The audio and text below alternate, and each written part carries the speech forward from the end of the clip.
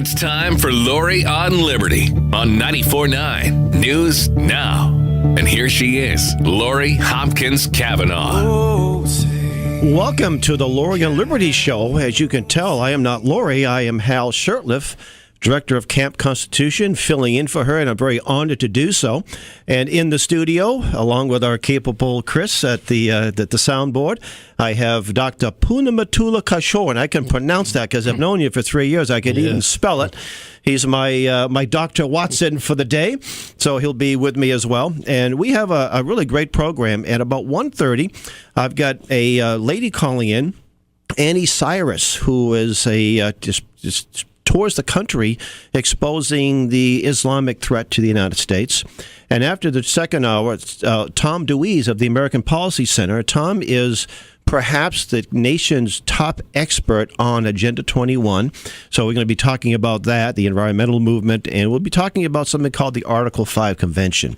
But before we do that, we have a little time here, and I want to mention Governor Malloy recently came out and said the NRA is a terrorist organization. Well, Governor Dan, I hope the NRA sues you for that horrible, vile, and evil statement you made. There were, 4 to 5 million people that belong to the NRA, people from all backgrounds, economic backgrounds, blacks, whites, Hispanics, what have you.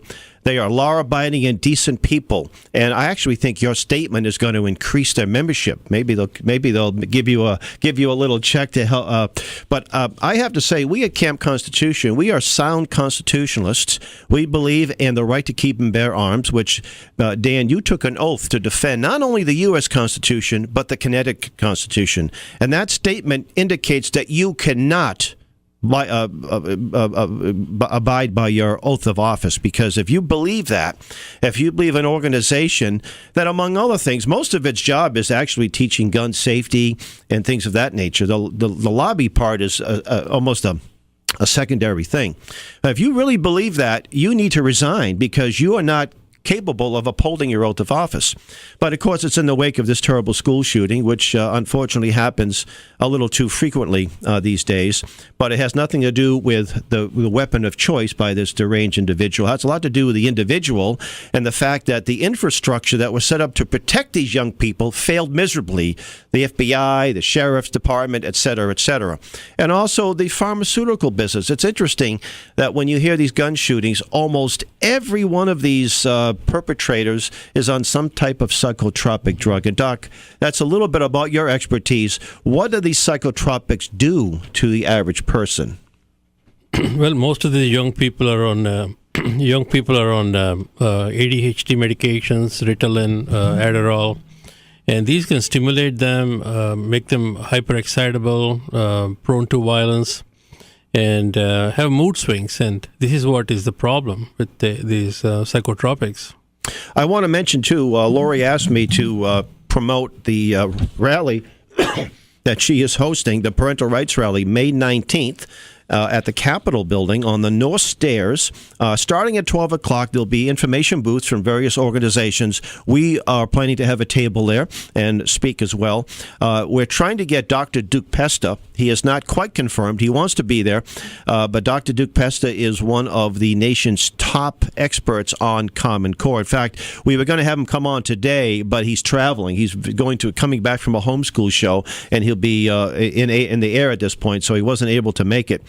So that's going to be, and it's hosted by Lori's group, the American Liberty Center. And if you would get more information about co-sponsoring, because they need to raise some funds for this great rally, the number to call is 860-449-2007. Again, it's 860-449-2007. 2007. You can also go to the website, American Liberty Center, or the Facebook page. But please support this worthy program. There's a whole lot of people that believe the values we share, and this is a great place to network, get some good information, and network. So I think it's important that we do that. Lori also asked me to share with you something written by Sam Blumenfeld. Now, Camp Constitution has we do something called the Weekly Sam on our blog.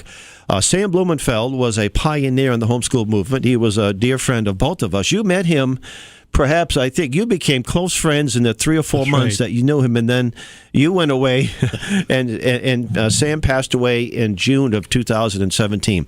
Sam was the author. I'm sorry, 2015.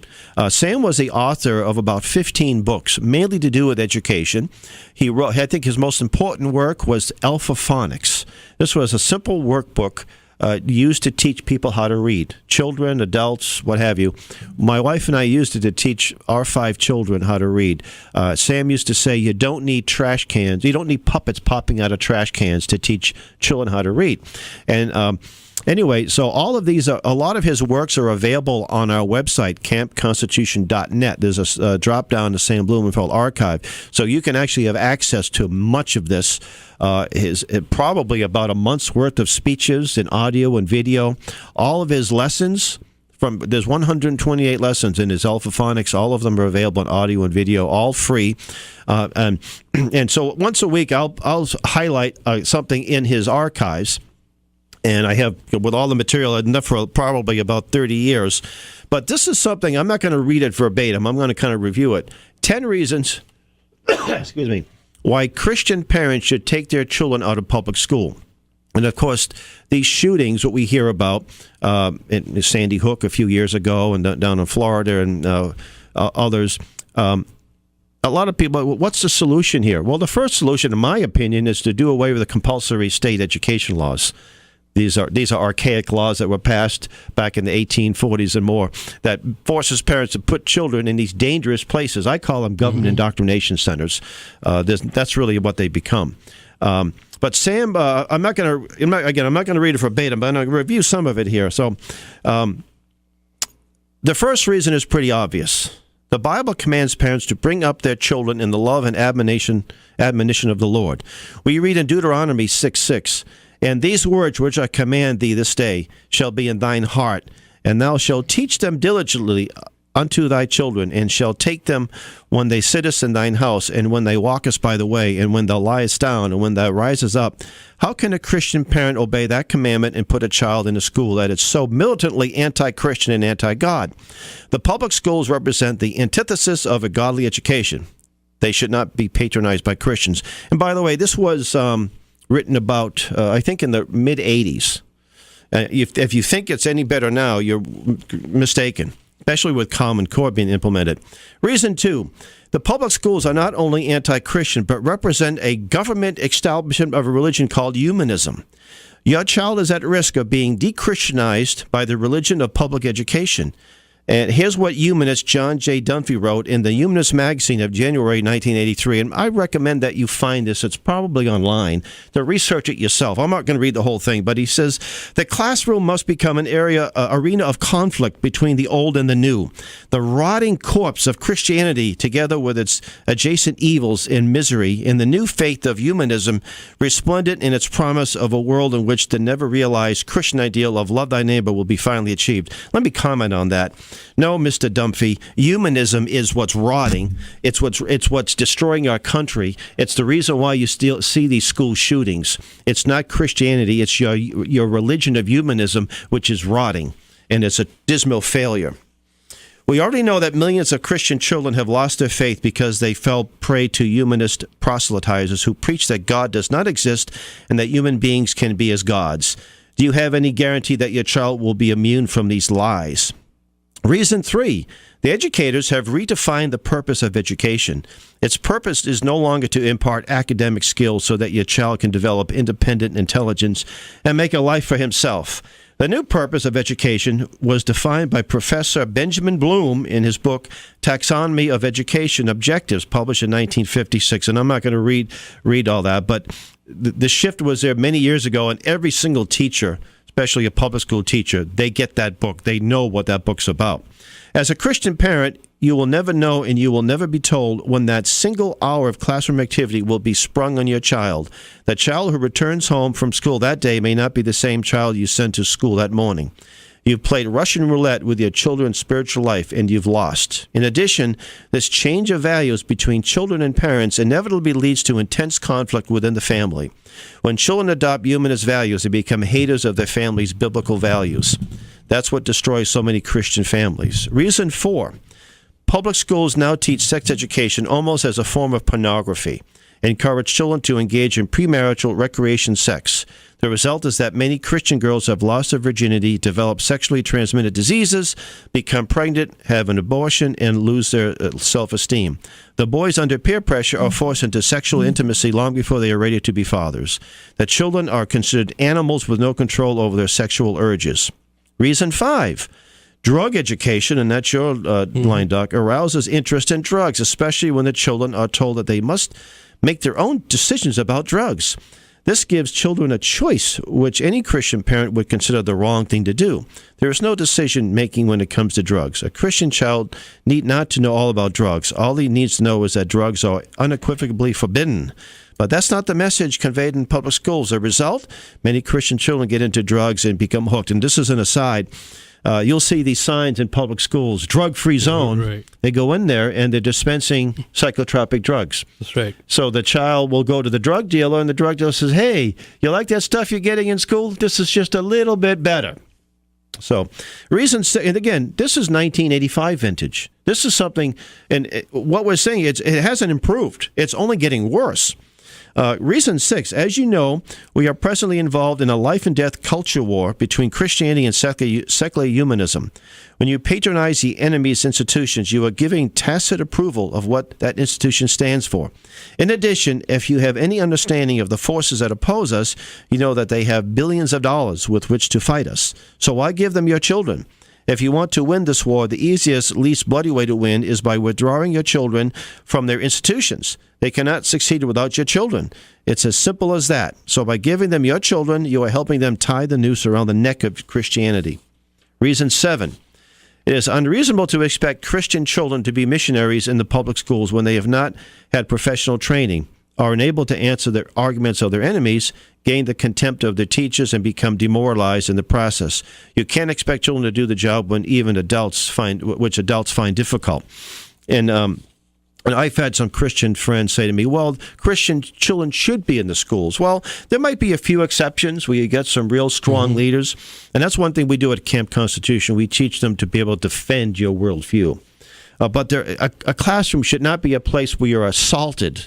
Your values are assaulted. They need to be reinforced. Reason 8. Satanists in the public schools have targeted Christian children for persecution and even murder. That's what took place at Columbine High School in Littleton, Colorado. And what was the date of that? So this must be it was in the 1990s. So this is right. Yeah. So this is not as old as I thought. Okay, and then also a school in Paducah, Kentucky. In other words, Christian children are at risk in public schools where Bible reading and prayer are outlawed. But Satanism isn't. Satanists have free reign in the public schools, and your child may become a victim of their evil force. Not only that, but you can proselytize the Islamic faith. And we're going to be talking about that in the next segment.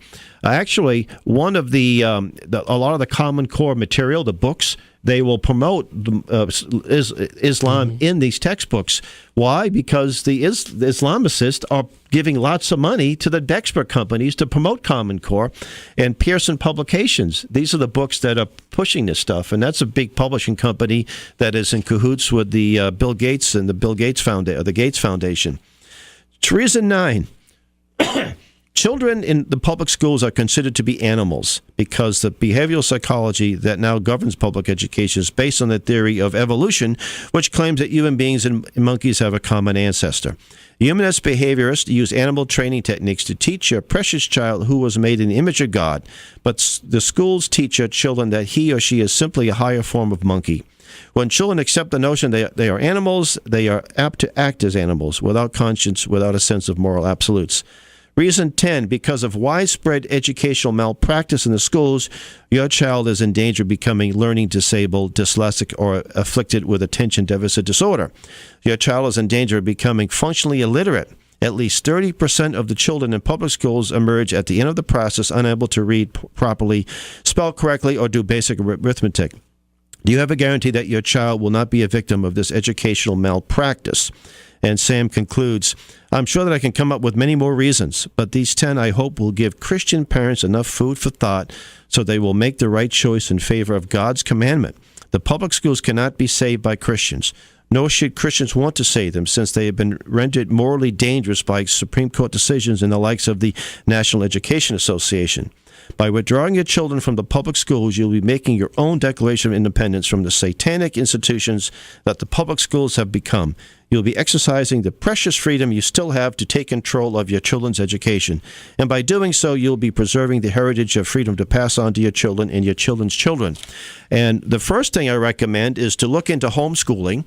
And the end of April, the last weekend in April, there is a homeschool conference hosted by Mass Hope, M-A-S, Massachusetts, H-O-P-E. That's the acronym, Homeschooling Parents.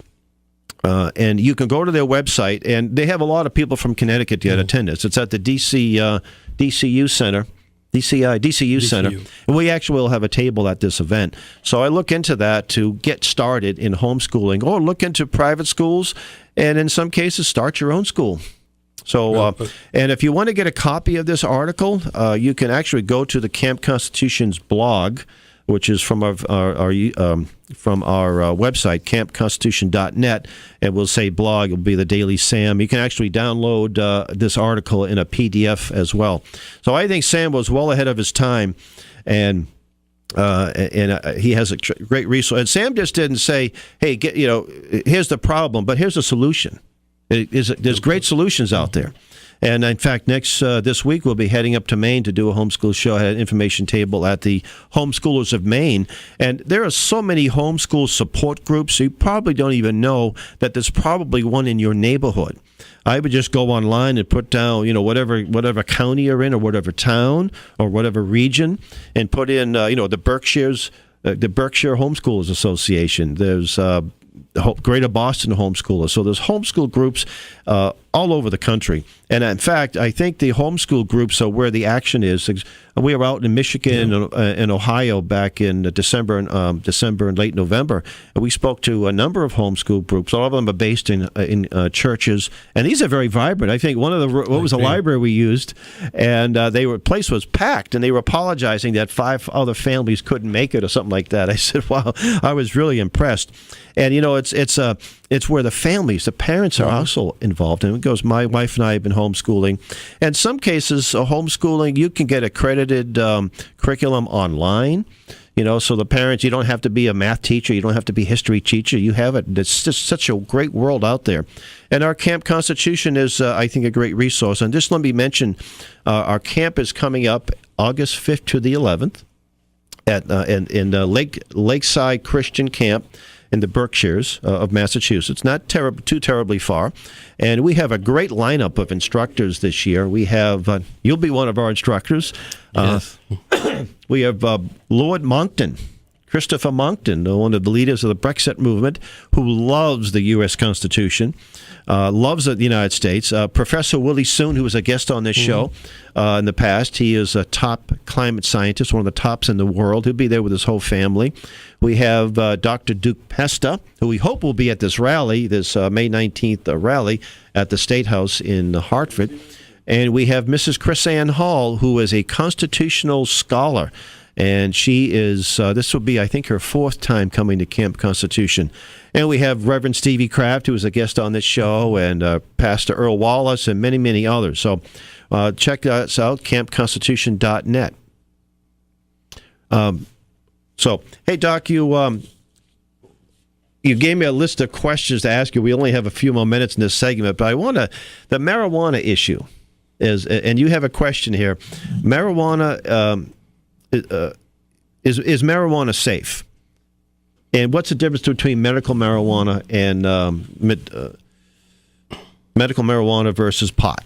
Right now, it's a very popular movement to decriminalize and then legalize marijuana.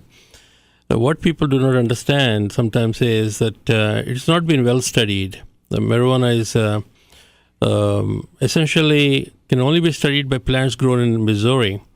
And there is a 7-year wait for a scientist to get access to the plants to study.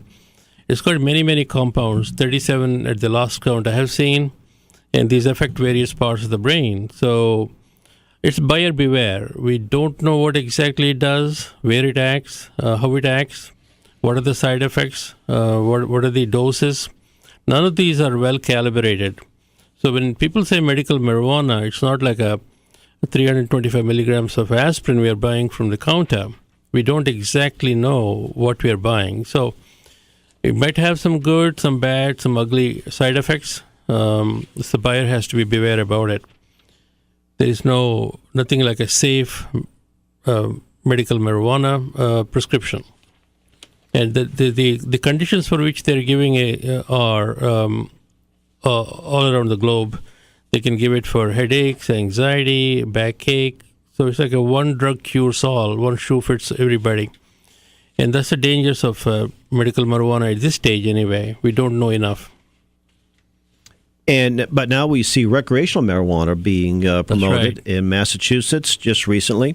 It was interesting. There's a town of Andover, Andover, North Andover, and there's a huge building that was that's been vacant for a while. It was part of I forget, GE or whatever. And they want to turn that into a marijuana farm. World's largest marijuana farm. And if it was successful, it would be the world's largest, not just the one in the state, but the world's largest marijuana farm. And I think people who buy these beautiful homes in Andover, North Andover, didn't bargain on having their town into a basically... 2,700 people showed up for the town meeting, which is a record. Yeah, and they said no to it, didn't they? That's right. Yeah, not in my backyard. So, yeah, it's really sad. I mean, I think there may be some use of it for medicinal purposes. I've known a few people that have told me, they've said they've used it for glaucoma, and they don't need to use more dangerous addictive drugs. And I'm kind of sort of ambivalent about that. But the bottom line is, is it something that's good for our society?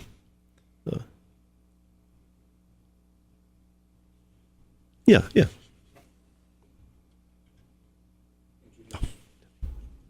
Okay, so, all right, Doc, what else we have here? How do some people get addicted? I mean, like I said, I could sit down, have a couple of glasses of wine, walk away, and I don't have any great urge to have another glass. Or some people have a few glasses, and they have to have more. And the same thing when it comes to other drugs as well. Well, this is the conundrum of addiction. Addiction, we call it a mystery wrapped in a conundrum. We don't know why some people can get addicted the very first time they try something, and how some people can sustain themselves without getting addicted. But once the addiction comes in, the behaviors are all the same. They seek the drug, they have the craving, they got the urge, they have monomania, they have to have a continuous thought of acquiring the drug in their mind. But, it becomes an obsession. You basically live to get that next high. That's right. Everything is excluded from the life except getting the next high. So you're not concerned about your family, your work life, your and other pursuits. That's right. You're definitely not too worried about the Liberty and listening to Lori on Liberty if you're worried about your next fix, right? In terms of why some people get addicted, I call addiction a phenomena. Is it a disease? Is it a bad behavior? We don't have enough ideas. It's best to approach it from a phenomenological approach. Lightning is a phenomenon that happens in nature. We can call it a disease, and Okay, well, we're going to wrap up this segment, and stay tuned for the Lori on Liberty show and 94.9. And our guest coming up will be Anni Cyrus.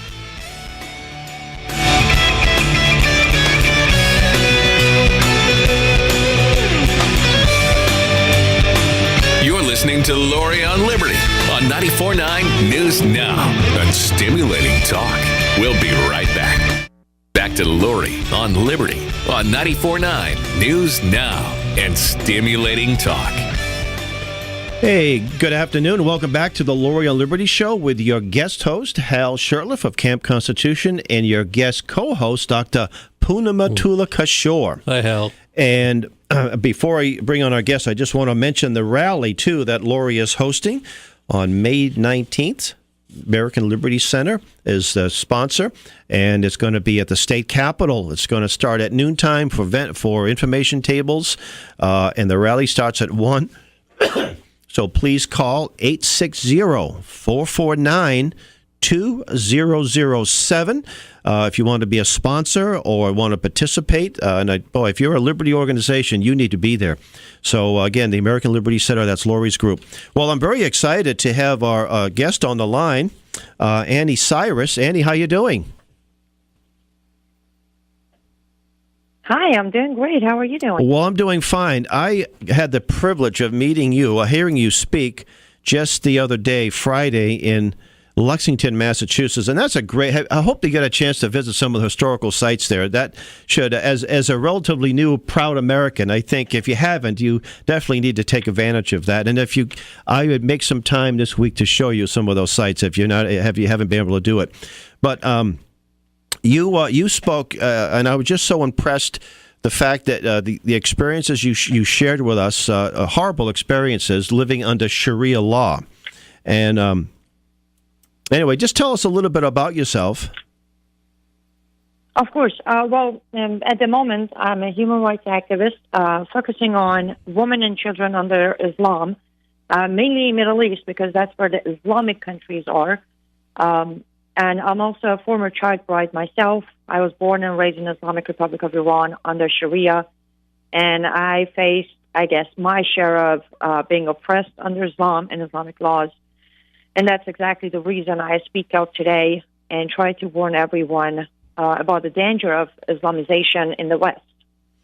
And you were 14 years old when you were a bride at 14. Correct. And you explained that under Sharia law, under the Quran, that you were basically sold to someone you've never met this man. You didn't have any romance. You just bingo. You'll be this man's husband because your father or your one of your brothers approves of it. Is that what happened? That's exactly what happened. When I was close to my 14, my father decided to marry me off, or better term, sell me into marriage. He received some money and some opium and handed me over to my husband. It's interesting. In the studio, my co-host is a specialist on drug addiction, and I think a lot of people will hear opium. Wait a minute now. Isn't it against the Quran to use drugs and alcohol? Yet, I guess that is something that is used in the Middle East. It's not as unusual as people think. Actually, alcohol is forbidden in Quran, but there is nowhere in Quran that says you cannot use drugs. Oh, that's interesting. Huh? That's very interesting. Now, Anni, what is the biggest threat we are facing in America when it comes to Sharia? We haven't seen the situation like they have in Europe. We to the extent. But tell us what is the major threat that we face? I would say the major threat that we're facing when it comes to Sharia is exactly what you just mentioned. That the problem is we are not talking about it, and it's being completely censored and covered up by our politicians, by mainstream media, and all the big Islamic organizations here in America. And what that will result in is people will be uneducated on the subject. And when it hits them or hits us here in America, we don't really have any solution to it. So it turns into nothing but chaos.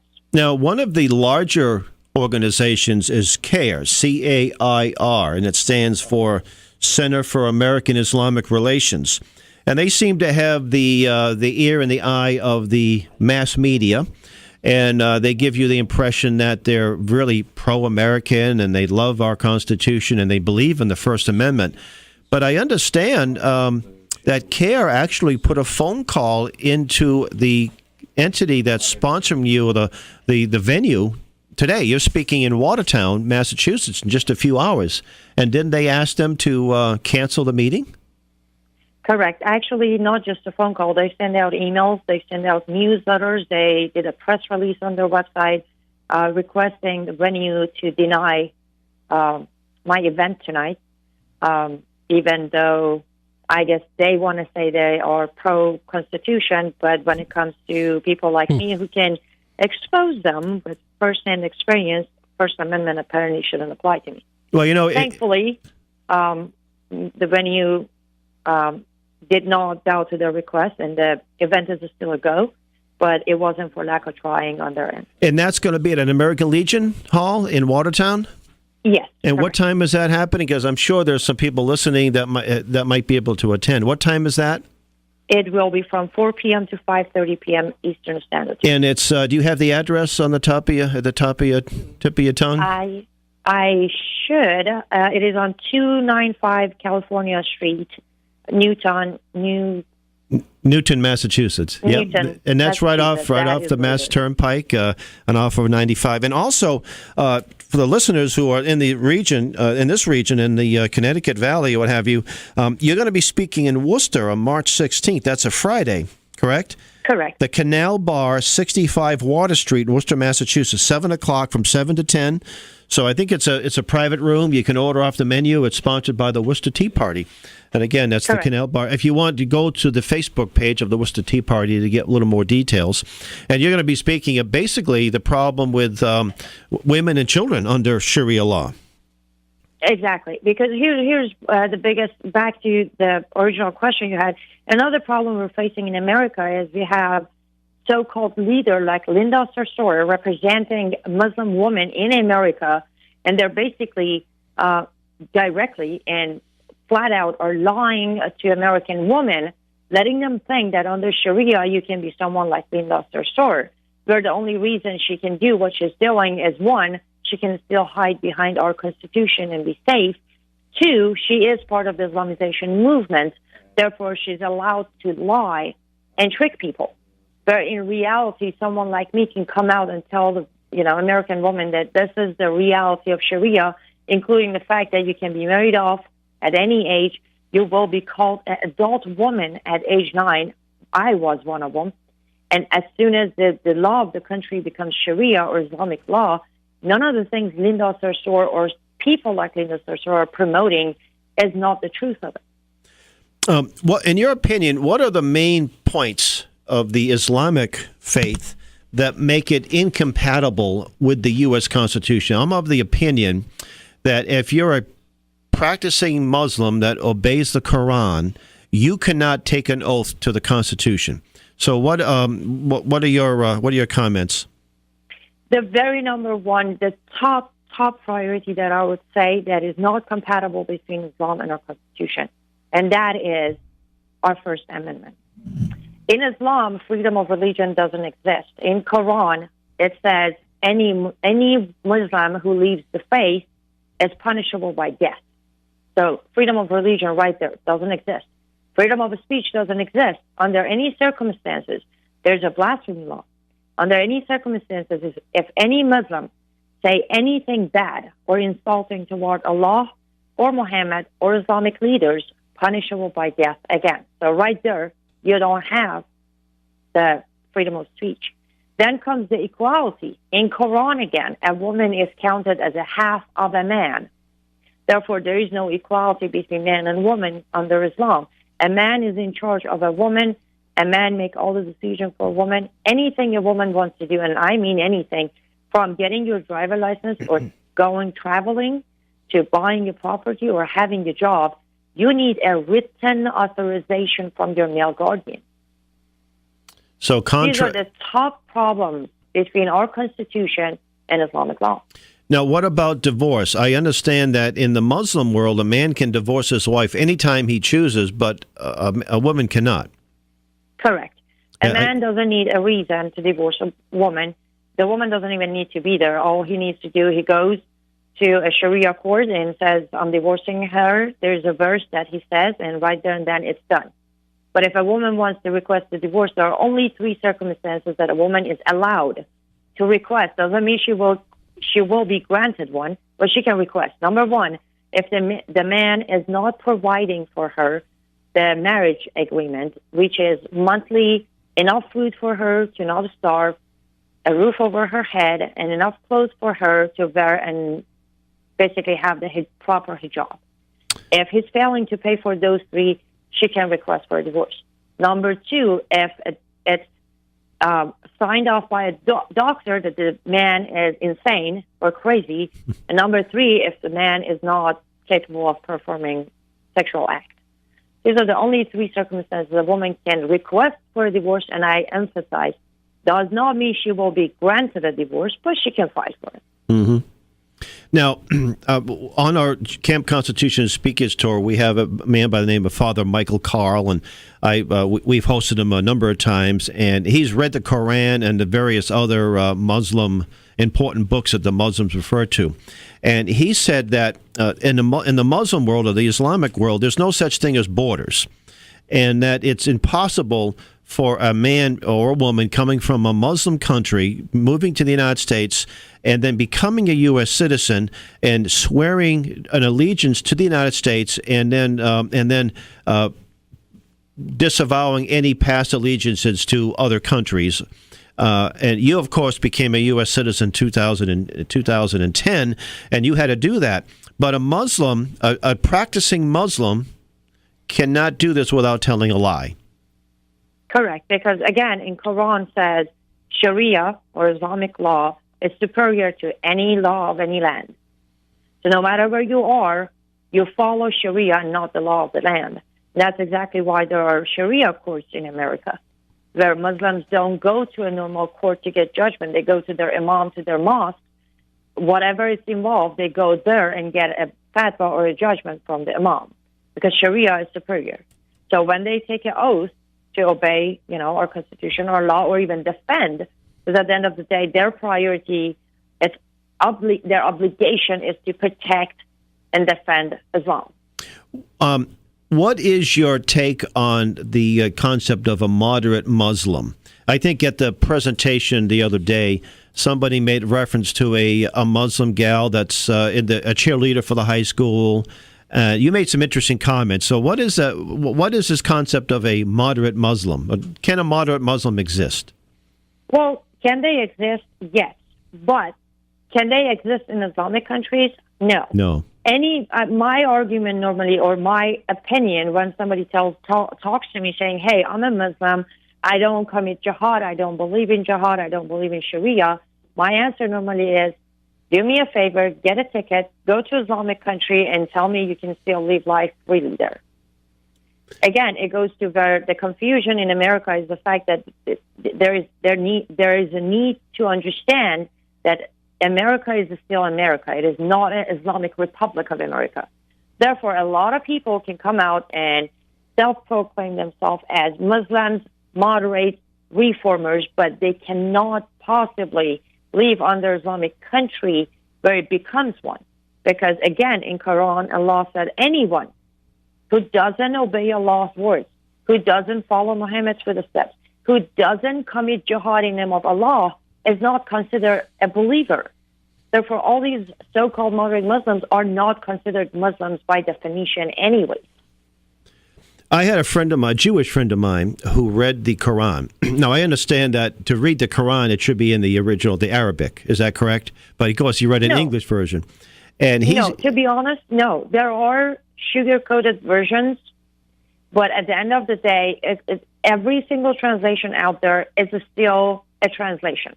As I said, some say, beat your wife, some say, lash your wife, but the point is still there. You don't have to know Arabic and read Quran Arabic to understand Islam. That's a myth.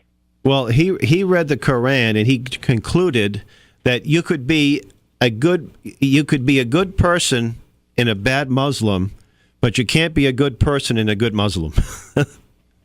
Well, that's very true, because by definition, by explanation of Quran, the only way you are a good Muslim in the eyes of Muhammad and Allah is if you consider your wife as a half person, if you control your wife, if you get rid of your daughter and kill her if she brings shame to the family, if you kill a non-believer. And by the way, when it comes to non-believers, Christians, Jews, Baha'is, Zoroastrians, atheists, all of them are non-believers.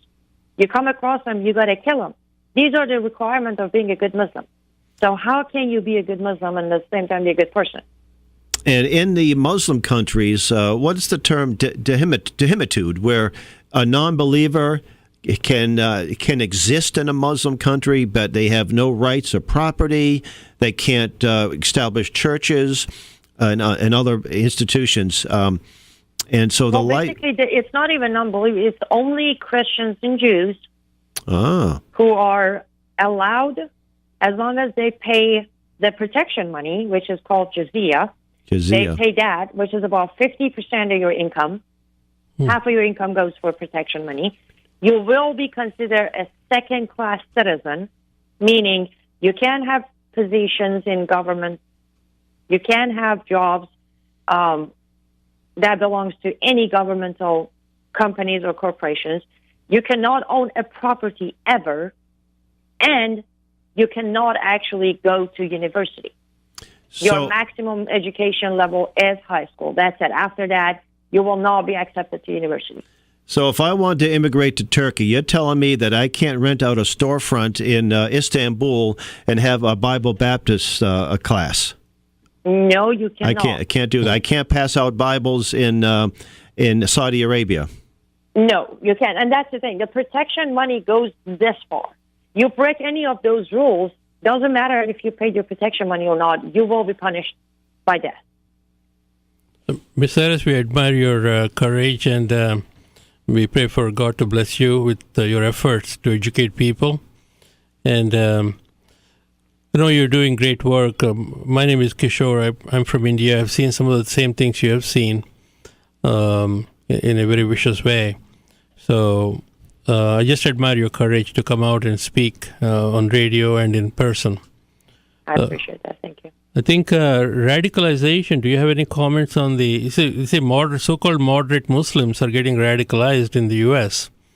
So you see, that's exactly the point. There is no radicalization, it's Islamization. When you start Islamization, you are doing the radicalization because Islam is radical. There's one format of Islam, convert or kill. So they're not being radicalized. They're just being Islamized, I guess.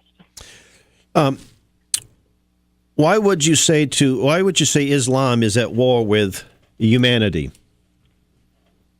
Because of everything we just talked about. Islam isn't a religion. Islam is a complete brainwash system and a complete basic step-by-step, minute-by-minute lifestyle daily. It's a control system.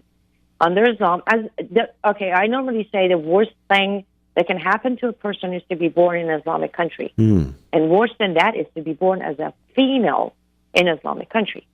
The fact that Islam is at war with women is completely confirmed.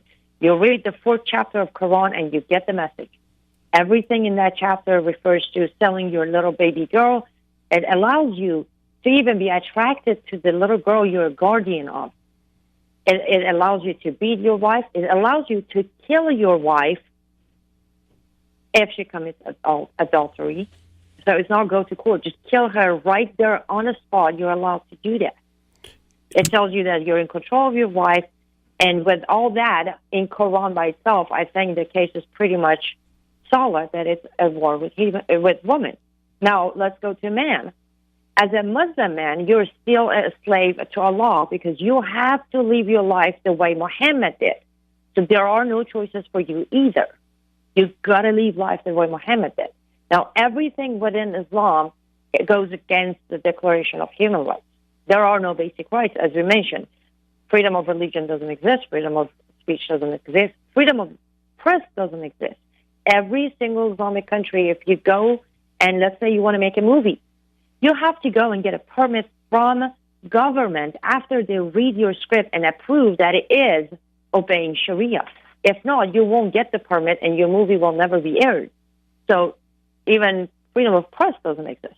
So you can't start a website and criticize the Islamic government in any of the Islamic countries. Is that correct? I'm so sorry. Repeat that for me. Oh, I was being a little facetious. In other words, you can't establish a website and a YouTube channel and criticize the Muslim governments if you live in those countries. Of course not. We have actually in the Islamic Republic of Iran right now, we have 7 people who are in prison because they were admins on pages on Facebook that actually criticized Islam. By the way, speaking of websites, can you give out your website so people can learn more about you and learn about, because you have a busy schedule. I was looking at the website yesterday. You're going to be traveling all over the country the next couple of months. Correct. That is correct. Everyone can go to liveuptofreedom.com, and my event schedule is on the page. All my videos, all my speeches, as soon as they're done, we upload them on the website. my articles, everything can be found on liveuptofreedom.com. And if you go to Camp Constitution's YouTube channel, you could see the speech that you gave the other day, Friday, in Lexington. And also this coming Friday in Worcester, Massachusetts, March 16th at 7 o'clock, the Canal Bar, 65 Water Street. And that's sponsored by the Worcester Tea Party and our good friends there at the Worcester Tea Party that we spoke to a few times. One of the things that... Well, go ahead, Doc. I want to ask you about the genital mutilation and how some of the states are forced to accept it as a norm. I know children are being affected by their by this law. So, what do you have to comment on that? Well, unfortunately, that's one of the things that we have been trying so hard. By we, I mean all the activists here in America. We've been trying to inform people of, even though we recently had a clinic being shut down and the doctor being arrested for performing female genital mutilation here in America. Whereabouts, Annie? Whereabouts was that? I want to say, I think it was in Minnesota, but I'm not sure. To be honest, on top of my head, I can't recall where it was, but I'm almost sure it was Minnesota. But I'm not positive. I think this law passed the legislature in Maine, I think, too. Recently, there was a big fight there. I'm not sure what the outcome is, but seems like it's infiltrating into the state houses. Acceptance. Well, yeah, but that's the thing. Unfortunately, it goes back to where nobody's facing this as a problem. They keep getting away with it as a cultural difference. That's right. Nobody's willing to say this is not a culture. Female genital mutilation, child bride, acid attacks, honor killings, these are in culture.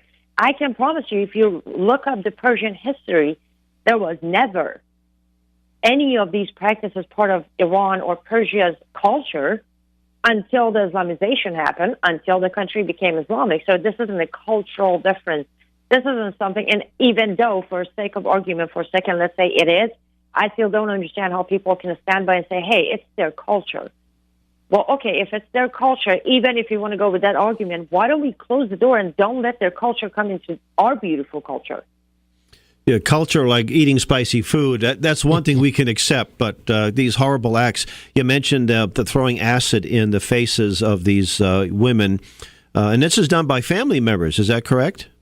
Absolutely. I recently, about a couple of months ago, I did a video on my channel where I covered, 10 of the innocent women in Islamic Republic of Iran who were victims of acid attack.